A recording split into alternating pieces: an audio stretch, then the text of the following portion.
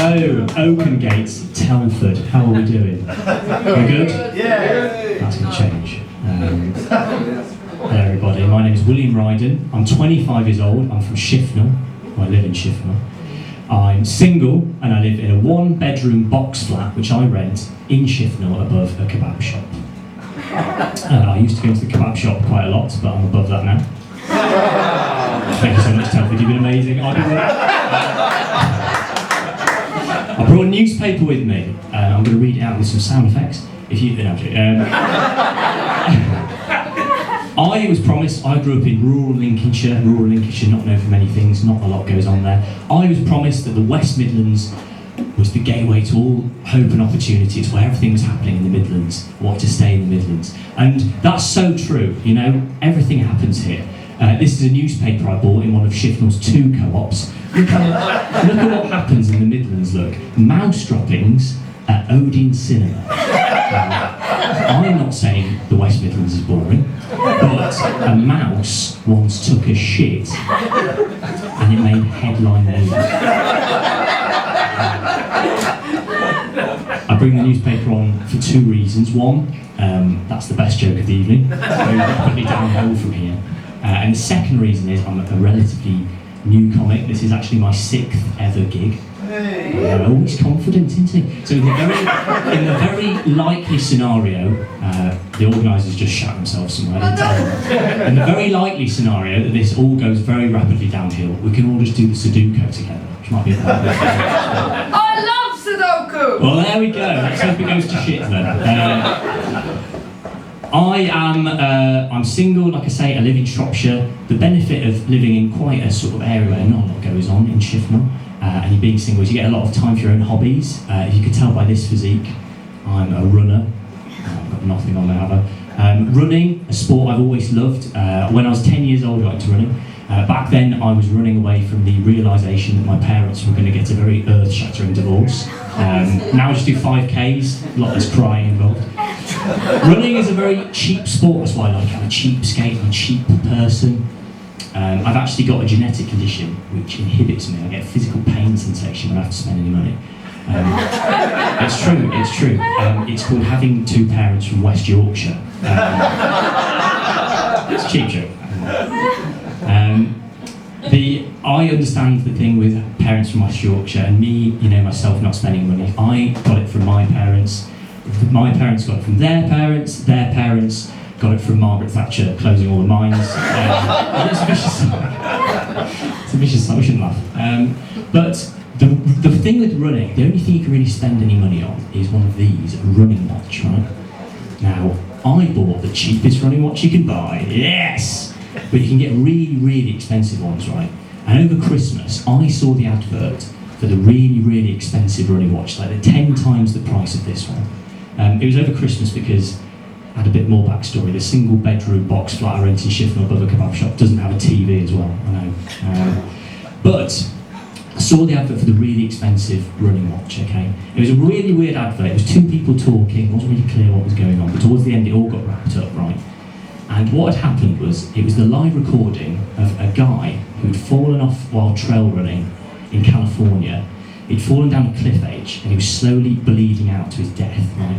Now his watch, the really expensive version of this watch, detected he'd had a fall and wasn't responding. The watch called the emergency services.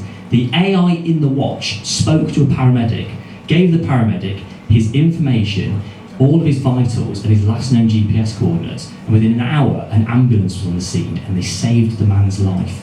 Isn't that incredible? Isn't that unbelievable from his watch? Now, my watch on the other hand, at about 11:30 last Tuesday night, posted a wank I had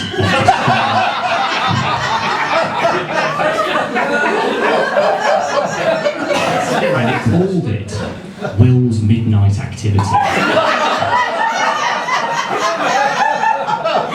And all of my friends saw it, all 3 of them. My bosses at work saw it. My mum gave me a thumbs up. Tommy very good at that.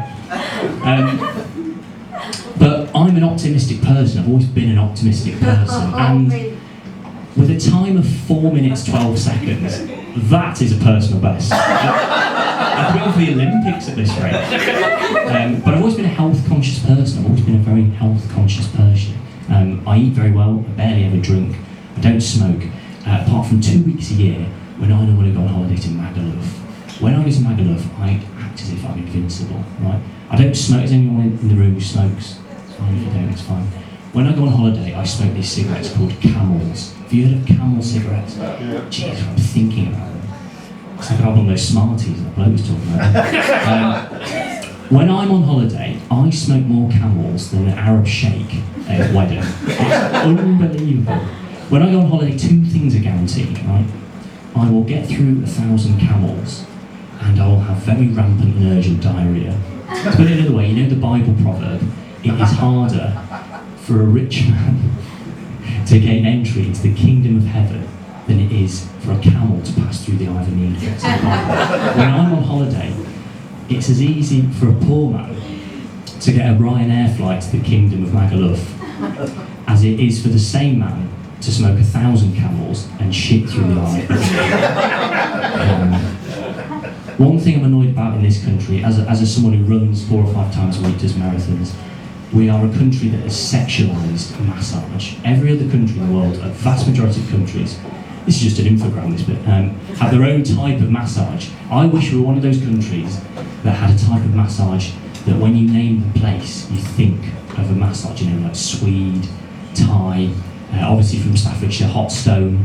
I think there's a radius around stone, that joke won't work. I'm just trying to get further and further. But we're not, and it really is quite a shame that we don't have it. I'm going to tell you now about a time when I had a massage, right? It's not a sexual massage. I'm going to have to put my microphone down first. I use my hands. I'm so young I don't have microphone stands working. Slide it in from the other end. What's that? That's what she said. Now he's rolling. The problem is with having these massages around the globe, right? When I travel, I normally travel for going for a run somewhere, okay? And people tell you this is the traditional massage from this country, but you only go there once, so you have no reason to understand, right, if that is true or if they're having you on. Have you seen all this footage of people going to Russia just being beaten with leaves? Is that just a con they've done? Because they just say, yes, we beat people with leaves. Yes, it's very traditional. But when I did a half marathon in Warsaw last year. I'm not going to do a Warsaw joke because I'm above that already at this stage of my career. But I went to what I was told was a traditional Polish massage. Okay, right? And I have no reason to believe it. And I'm just going to envelop you in the space that I'm going to show you what happened right at the end of this massage. Okay, and you tell me if you think this is a traditional Polish massage or if someone just conned me. Okay. I got sort of like pulled limb to limb for the best part of an hour. And at the end of it, this sort of like 40-year-old very hairy man, imagine my spinal column was here, he did this on my back, and I could feel he was doing this on my back. And he sang these words into my ear, which I will never ever forget for the rest of my life. You ready? Big spider crawl.